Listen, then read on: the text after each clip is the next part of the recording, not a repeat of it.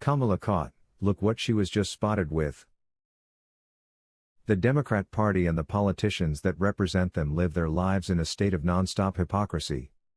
And California Senator Kamala Harris, the Democratic nominee for vice president, has kept with that tradition as she was caught on video being protected by a firearm that she once banned, the Western Journal reported.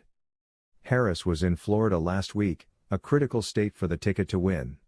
There was plenty of news to come out of the trip, but not entirely noticed by many was who was surrounding Harris. I'm not talking about politicians or cultural figures. I'm talking about her security. Yes, there were plenty of well-armed police and other law enforcement officers around her, including at least one guard armed with what Democrats are fond of referring to as a weapon of war or assault weapon. According to the UK Daily Mail, a Secret Service agent with the AR-15 style gun was seen helping to protect Harris as she left Florida Memorial University on September 10.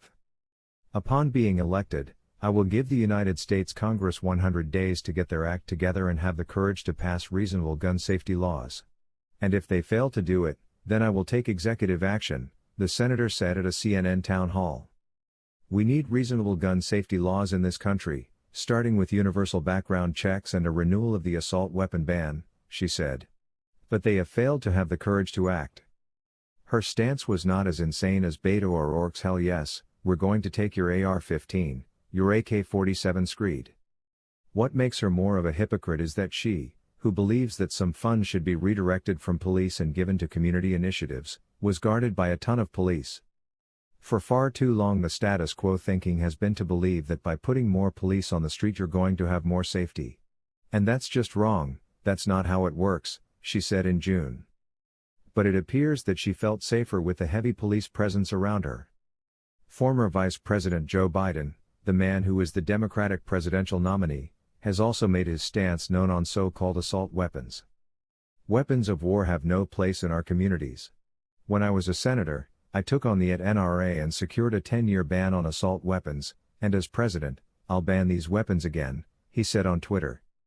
Biden has also said he would like to redirect some funds from the police, but in typical Biden style he has wavered on that stance. But do we agree that we can redirect some of the police funding? Adi Barkan said to Biden in an interview. Yes, absolutely, the former vice president said. One of the things that we also need to be doing is fundamentally changing way we deal with our prison system, the former vice president said. It should be a rehabilitation system, not a punishment system.